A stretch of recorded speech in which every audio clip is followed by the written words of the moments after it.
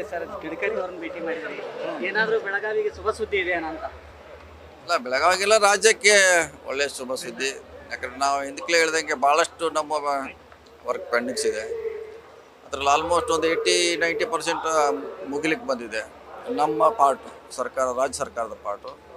So ಅದಾದಮೇಲೆ ಹೊಸ ಕಾರ್ಯಕ್ರಮವನ್ನು ಅವರು ಕೊಡುವಂಥ ಪ್ರಯತ್ನ ಮಾಡ್ತಾರೆ. ಅಂದ್ರೆ ಈಗ ಮೇಲ್ಸೇತುವೆ ಅವೆಲ್ಲ ಒಂದಿಷ್ಟು ಕಾಮಗಾರಿ ಅದೆಲ್ಲ ಈಗಲೇ ಅದಕ್ಕೆ ನಮ್ಮ ಸ್ಟೇಟ್ ದುಡ್ಡು ಕೊಟ್ಟಿದ್ದಾರೆ. ಅವ್ರು ಕೊಟ್ಟರೆ ನೋಡೋಣ. ಈಗ ನಮ್ಮಿಂದ ಕೊಟ್ಟಿದ್ದೀವಿ, ಒಂದು ತಿಂಗಳಲ್ಲಿ ಟೆಂಡರ್ ಮಾಡ್ತೀವಿ. ಅದು ರಾಜ್ಯ ಸರ್ಕಾರ ದುಡ್ಡು. ನಿನ್ನೆ ರಾಜ್ಯಪಾಲರ ಭಾಷಣ ತಾವೆಲ್ಲ ಇದ್ರಿ ಅನ್ಸುತ್ತೆ, ಏನು ಸರ್ ಅದಕ್ಕೆ ಏನು ಪ್ರತಿಕ್ರಿಯೆ ಕೊಡ್ತೀವಿ? ಪ್ರತಿಕ್ರಿಯೆ ಆಗಬಾರ್ದಿತ್ತು, ಆಗಿದೆ ಅಷ್ಟೇ. ಈಗ ಆಗಬಾರ್ದು ಮುಂದೆ ಅಷ್ಟೇ. ಅದು ಆ ರೀತಿ ಕರ್ನಾಟಕದಲ್ಲಿ ಯಾವಾಗ ಆಗಿಲ್ಲ. ಬೇರೆ ರಾಜ್ಯಗಳಲ್ಲಿ ಆಗಿದೆ, ಭಾಳಷ್ಟು ಬಂದ ಇದೆ. ಸೊ ಆಗಿದೆ, ಆಗದಂಗೆ ಎರಡು ಕಡೆ ನೋಡ್ಕೊಳ್ಳೋ ಜವಾಬ್ದಾರಿ ರೋಲಿಂಗ್. ಇನ್ನೊಂದು ವಿಚಾರ ಏನು ಅಂತಂದರೆ, ತಾವು ಇದುವರೆಗೆ ಹೊರಗಡೆ ಇದ್ರಿ, ಬೆಳಗಾವಿ ಅದರಲ್ಲೂ ರಮೇಶ್ ಕತ್ತಿಯವರ ವಿಚಾರಕ್ಕೆ ಸಂಬಂಧಪಟ್ಟಂತೆ ಒಂದಿಷ್ಟು ವಿಚಾರಗಳ ಬಗ್ಗೆ ತಮ್ಮ ಬಗ್ಗೆ ಮಾತಾಡಿದ್ದಾರೆ.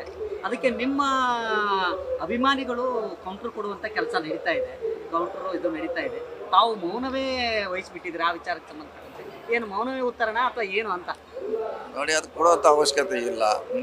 ರಾಜ್ಯದಲ್ಲಿ ಭಾಳ ಜನ ಭಾಳ ಮಾತಾಡ್ತಾರೆ, ಎಲ್ಲರೂ ಕೊಟ್ಕೋತವ್ರೆ, ಟೈಮ್ ಸಾಲ್ವಲ್ಲ. ಸೊ ಆ ಥರ ಅವಶ್ಯಕತೆ ಇಲ್ಲ ಅಂದ್ರೆ ನಾವು ಭಾವಿಸೋದು ಬಿಟ್ಟಿದ್ವಿ ಅಷ್ಟೇ, ನೆಗ್ಲೆಕ್ಟ್ ಮಾಡಿದ್ವಿ.